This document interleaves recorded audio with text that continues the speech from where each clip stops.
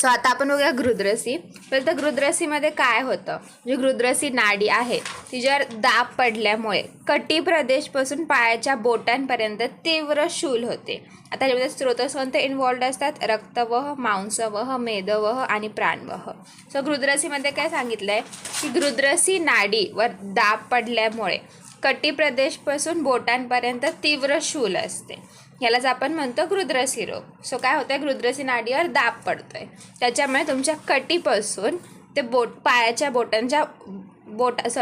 पुढच्या बोटांपर्यंत तीव्र शूल असते. आणि ह्यामध्ये स्रोतस कोणते इन्व्हॉल्ड असतात, रस तर नाही, रक्त, मांस, मेद आणि प्राण. सो ह्याच्यामध्ये काय सांगितलं आहे, स्फिक प्रदेशामध्ये वेदना सुरू होते, मग तिथून ती पृष्ठभागी जाते आणि मग खाली जाते. आणि ह्या सगळ्यामध्ये काय होतं, शूल असतं आणि स्तंभ असतं. आता आपण डेफिनेशन बघूया घृद्रसीचं. घृद्रसीचं डेफिनेशन काय सांगितलं आहे की ह्याच्यामध्ये एक विशिष्ट प्रकाराची वेदना होती. ती वेदना सुरू होती स्फिक प्रदेशापासून, मग ती जाते कटीमध्ये, मग तिथून उरू प्रदेशामध्ये, मग जानूमध्ये, मग पिंडलीमध्ये आणि मग खाली पायामध्ये. ह्यालाच आपण म्हणतो घृद्रसी रोग. सो घृद्रसी रोगमध्ये काय होतं, एक विशिष्ट प्रकाराची वेदना होती, विशिष्ट काकांतिका विशिष्ट पॅटर्नमध्ये जाती. ती सुरू होती, त्याचा प्रारंभ होतो स्फिक प्रदेशापासून, मग ते जातं मागे कटी प्रदेशामध्ये, मग तिथून जातं खाली उरू प्रदेशामध्ये, मग जानूमध्ये, मग पिंडलीमध्ये आणि मग खाली पायांमध्ये. ह्याच आपण म्हणतो घृद्रसी रोग, कारण यात विशिष्ट प्रकारची पीडा होते. आता नेक्स्ट सांगितलं हेतू. हेतूमध्ये आता घृद्रसी हा वातव्याधी आहे, सगळे वात प्रकोपक हेतू इथे सांगायचे. ते सोडून जर तुम्ही मृदू बेडवर म्हणजे मृदू शय्येवर खूप जास्त वेळ पडून राहिला तर घृद्रसी होऊ शकतो. नेक्स्ट जर तुम्ही खूप जास्त चालला तर होऊ शकतो घृद्रसी, किंवा काही आघात झाला त्या आघातामुळे पण तुमची सियाटिक नर्व डॅमेज होऊ शकते. सो हेतूमध्ये काय काय सांगितलं, पहिलं तर सगळे वात प्रकोपक हेतू. सेकंड, जर तुम्ही मृदू शय्येवर किंवा मृदू आसनावर खूप वेळ बसून किंवा पडून राहिला. नेक्स्ट, जर तुम्ही अति धावपळ केली आणि मग सांगितलं जर आघात झाला तर ह्या सगळ्यामुळे घृद्रसी रोग होऊ शकतो. सो डेफिनेशन बघितलं आपण की ह्याच्यामध्ये एक विशिष्ट प्रकारची पीडा होती. मग हेतूमध्ये सगळे वातप्रकोपक हेतू, ऑल्सो एकाच ठिकाणी बसून राहणं किंवा खूप जास्त चालणं किंवा आघात, ह्या सगळ्यामुळे घृद्रसी रोग होऊ शकतो. आणि ह्या स्रोतस काय सांगितले, रक्त, मांस, मेद आणि प्राणवह. आता नेक्स्ट सांगितलं संप्राप्ती. संप्राप्तीमध्ये काय सांगितलं, आपण निदान सेवन केलं त्याच्यामुळे वाताचा प्रकोप होतो, आणि कधी कधी वात कफ म्हणजे वातासोबत कफाचा पण प्रकोप होतो. मग हा जो प्रकोपित वात आहे हा जातो धमनी, शिरा आणि नाडीमध्ये, आणि तिथे जाऊन हा स्थान संशय करतो, आणि ह्याच्यामुळे रक्त, रस, मांस ह्यांची दुष्टी होती, आणि यामुळेच कटी, पृष्ठ, उरू, जानू, जंघा आणि पाय या सगळ्या ठिकाणी शूल निर्माण होती.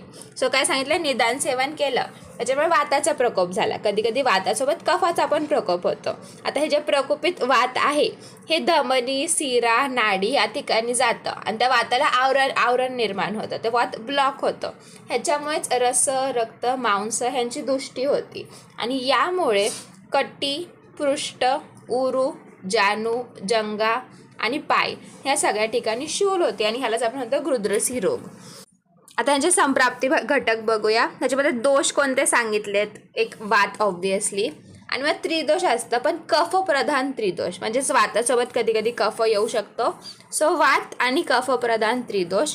मग दुष्य काय आहे, हेच आपलं रक्त, मांस, मेद आणि नाडी संधान. मग नेक्स्ट सांगितलं अधिष्ठान. अधिष्ठान कुठे होते, कटी, उरू, जानू, जंघा आणि पाय, आणि स्रोतस कोणते इन्व्हॉल्ड आहेत, रक्त, मांस, मेद, अस्थि. सो संप्राप्ती घटक काय सांगितले, दोष काय, वात आणि कफप्रधान त्रिदोष. दुष्य काय, मांस, मेद आणि रक्त. अधिष्ठान काय, कटी, उरू, जानू, जंगा आणि पाय. स्रोतस कोणते, रक्त, मांस, मेद आणि अस्थि. सो हे झालं संप्राप्ती घटक. मग आता नेक्स्ट येतं सामान्य लक्षण. सामान्य लक्षण काय असणार, आपलं बेसिक, की जी वेदना आहे ती सुरू होते स्फिक प्रदेशापासून.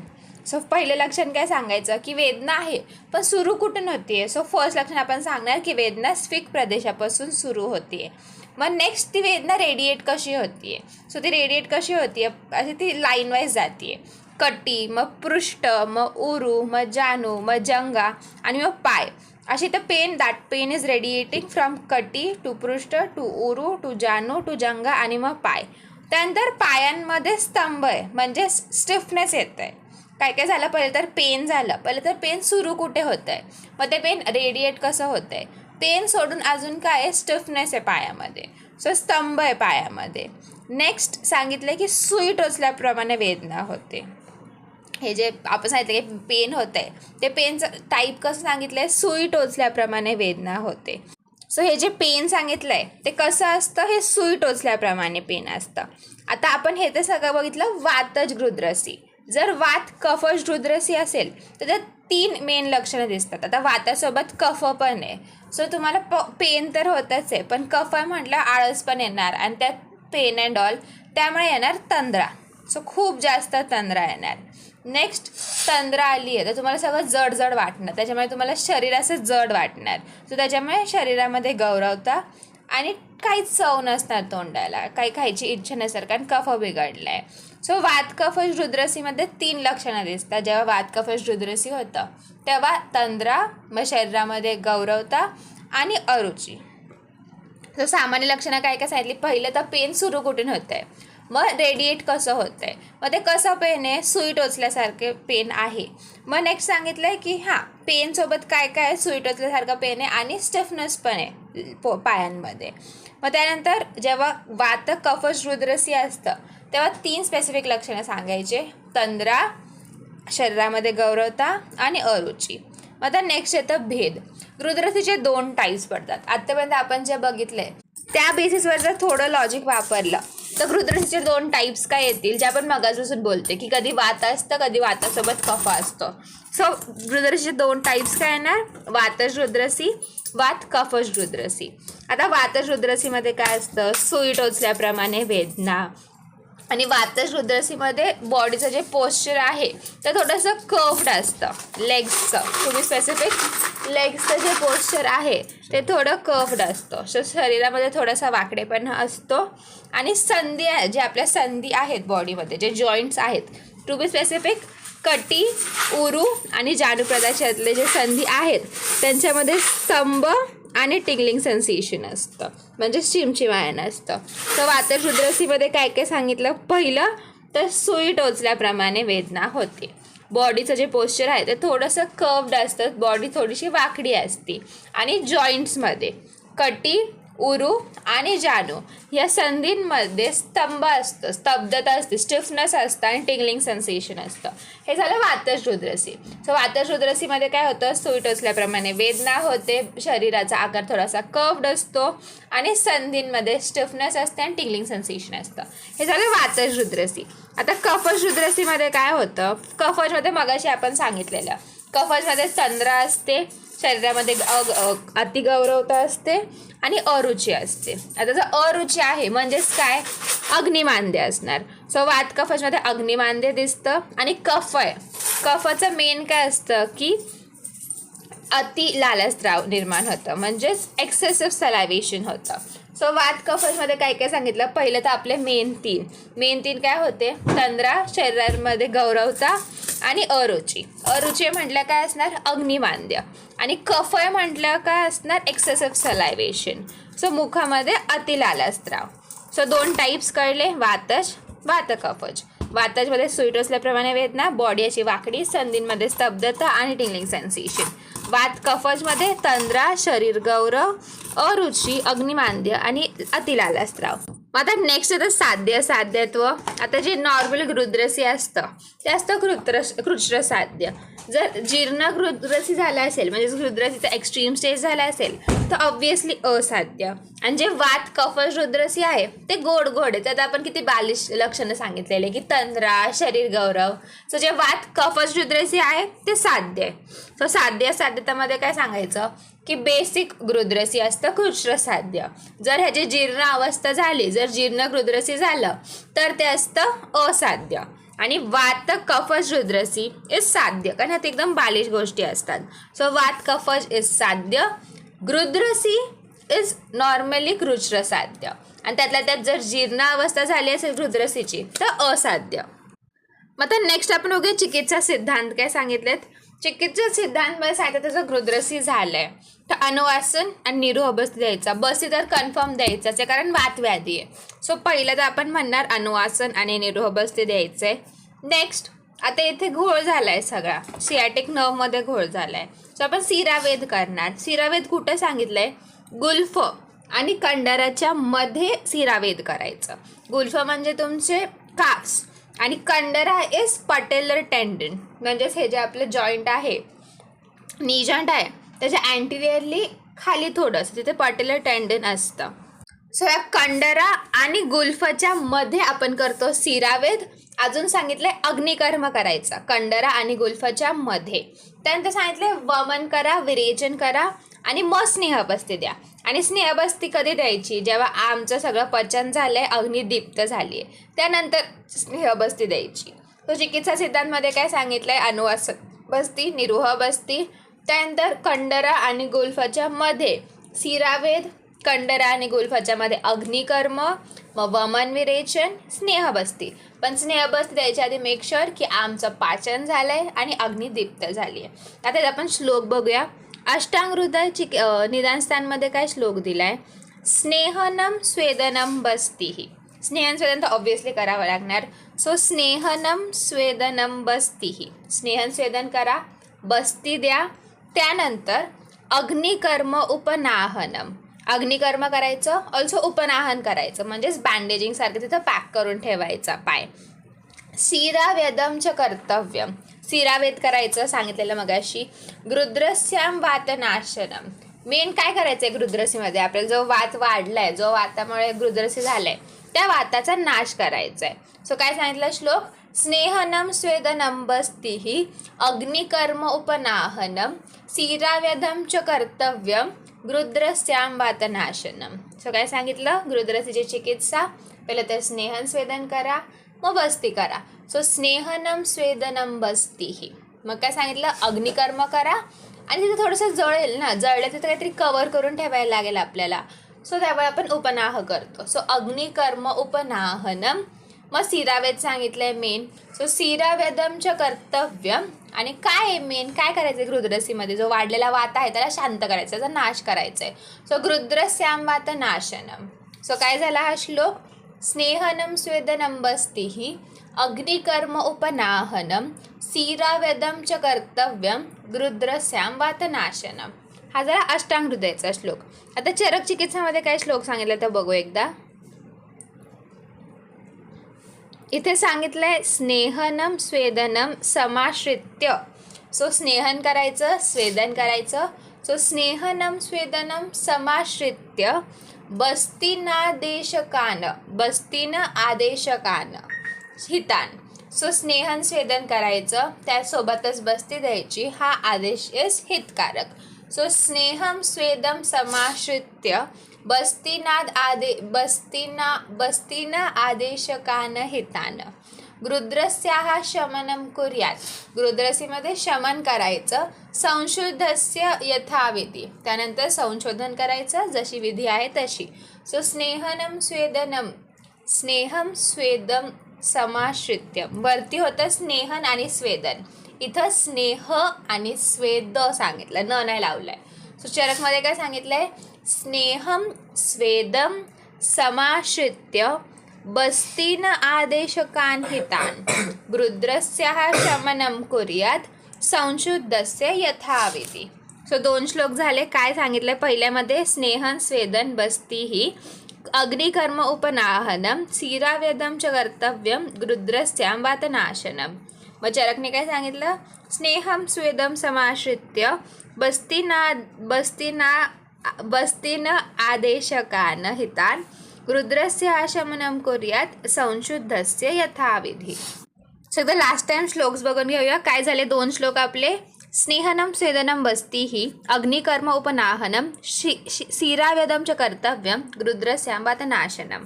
मग चरकचा श्लोक काय, स्नेहम स्वेदम समाश्रित्य बस्तीन आदेशकान हितान गृध्रस्य शमनं कुर्यात संशुद्धस्य यथाविधी. सो आता आपण काय चिकित्सा सांगितली ती डिटेलमध्ये बघूया. पहिला आपण करणार निदान परिवर्जन. ज्या काही रिजन्समुळे गृध्रसी होत आहे त्या निदानांपासून लांब राहायचं. सो आपण निदान परिवर्जन करणार, अवॉइड द कॉज. नेक्स्ट सांगितले शोधन चिकित्सा. शोधन चिकित्सेमध्ये आपण श्लोकमध्ये काय सांगितलेलं, स्नेहनम स्वेदनम बस्तीही. सो पहिला आपण करणार स्नेहन. स्नेहनसाठी आपण महाविष गर्भ तेल वापरतो. आता हा मोठा व्याधी आहे.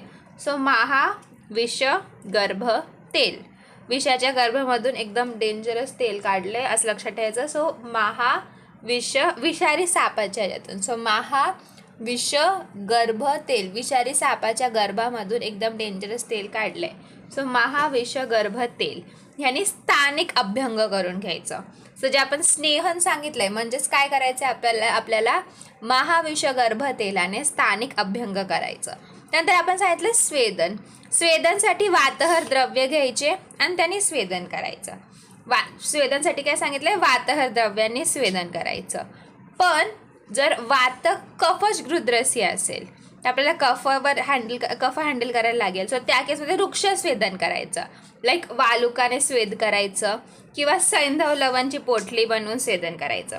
सो स्वेदन साठी काय सांगितलं आपण की वातहर स्वेदन करा, पण वात कफशच्या केसमध्ये काय करायचं, वृक्ष स्वेदन करायचं, लाईक वालुका पोटली स्वेद किंवा सैंधव लवण पोटली स्वेद.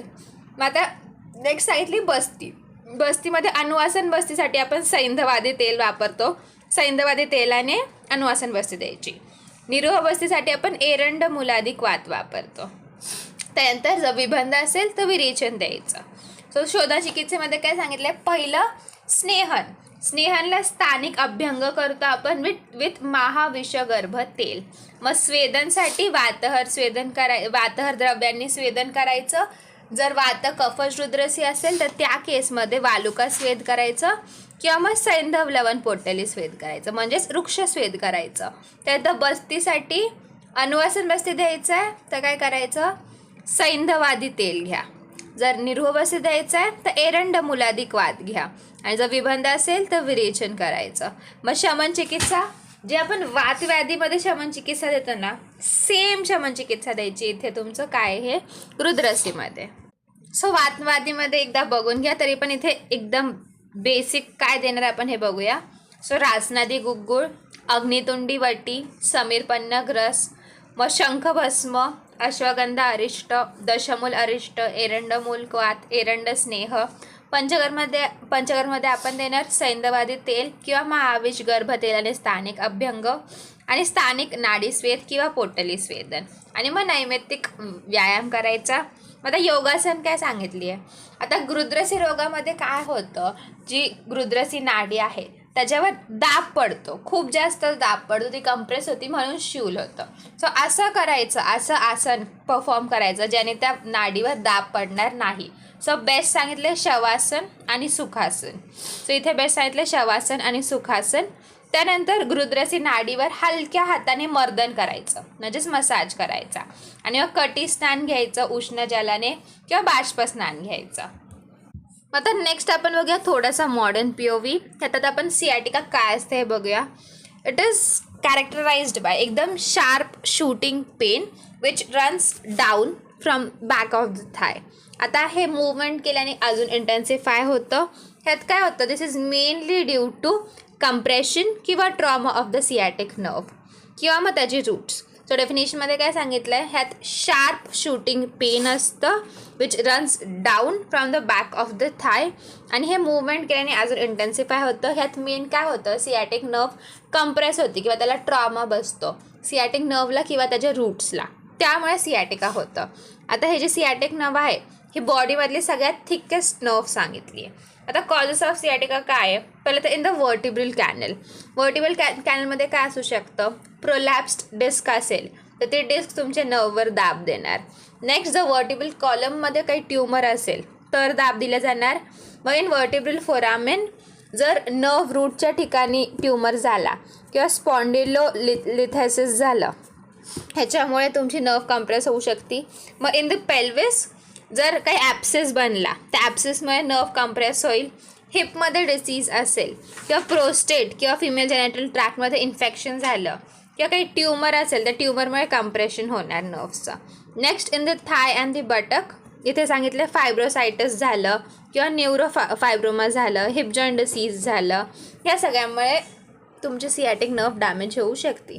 सो काय काय सांगितलं, वर्टिब्रल कॉलममध्ये पहिलं तर प्रोलॅप्स्ड डिस्क किंवा ट्यूमर ऑफ वर्टिब्रल कॉलम, मग वर्टिब्रल फोरामेनमध्ये नर्व रूटचं ट्यूमर झालं किंवा स्पॉन्डिलोलिथिएसिस झालं तर, मग पेल्विसमध्ये ॲप्सेस फॉर्म झाला तर ॲप्सेस कंप्रेस करेल, हिपमध्ये डिसीज झाला तर त्यामुळे ते घोळ होऊ शकतो, किंवा प्रोस्ट्रेट किंवा फिमेल जेनेटल ट्रॅक्टमध्ये इन्फेक्शन झालं तर. मग आता नेक्स्ट सांगितलं सायन्स अँड सिम्पटम्स. हे तर बेसिक आहेत की pain starts in the back, it radiates down towards the legs. Next जर आपण SLR टेस्ट केली, स्ट्रेट लेग रेझिंग टेस्ट, तर ती पॉझिटिव्ह येते.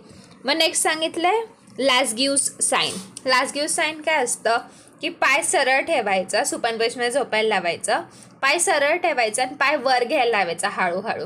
जर त्याच्या बॅकमध्ये पेन अँड डिस्कम्फर्ट असेल तर ही टेस्ट पॉझिटिव्ह आहे. नेक्स्ट सांगितलं आहे की लोअर लिम्समध्ये सेन्सेशन्स नाही राहत.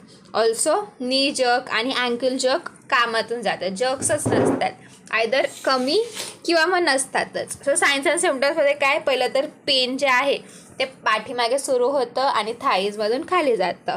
मग SLR टेस्ट पॉझिटिव्ह येते, लॅस्ग्यूस साईन पॉझिटिव्ह येते. म्हणजेच जर तुम्ही पाय सरळ करून उचलला तर पाठीमध्ये बॅकमध्ये पेन अँड डिस्कम्फर्ट जाणवतं. अजून काय होतं, सेन्सेशन्स जातात, लोअर लिम्समध्ये काहीच सेन्सेशन्स राहत नाहीत, आणि नी जर्क किंवा अँकल जर्क हे जर्क्स पण दिसत नाहीत तुम्हाला. सो सायन्स अँड सिम्पटम्स कळलं. मग नेक्स्ट सांगितलं इन्व्हेस्टिगेशन्स. इन्व्हेस्टिगेशनमध्ये आपण इमेजिंग ऑफ स्पाईन करणार. यासाठी आपण स्ट्रेट एक्सरे घेऊ, ह्याने आपण डिस्क नॅरोइंग चेक करणार, माझं पण MRI स्कॅन करणार, माझं आपण CSF एक्झामिनेशन करणार आणि कम्प्लीट हिमोग्राम. मग आता नेक्स्ट होतं मॅनेजमेंटमध्ये सांगायचं कम्प्लीट बेड रेस्ट घ्या. मग आपण देणार ॲनॅल्जेसिक्स, कारण पेन आहे, अँटी इन्फ्लेमेटरी ड्रग्स देणार, लोकल हीट ॲप्लिकेशन करायला सांगणार, आणि सियाटिक नर्वमध्ये आपण 2% लिग्नोकेन इंजेक्ट करणार, दिस इज अ लोकल ॲनेस्थेटिक. ह्याच्यामुळे जे सिम्पटम्स आहेत त्यांनी थोड्या वेळ तरी रिलीफ भेटेल. सो मॅनेजमेंटमध्ये complete bed rest, analgesics, anti inflammatory drugs, local heat, आणि सियाटिक नर्वमध्ये आफ्टर इंजेक्ट 2% लिग्नोकेन. सो हे झालं गृध्रसी.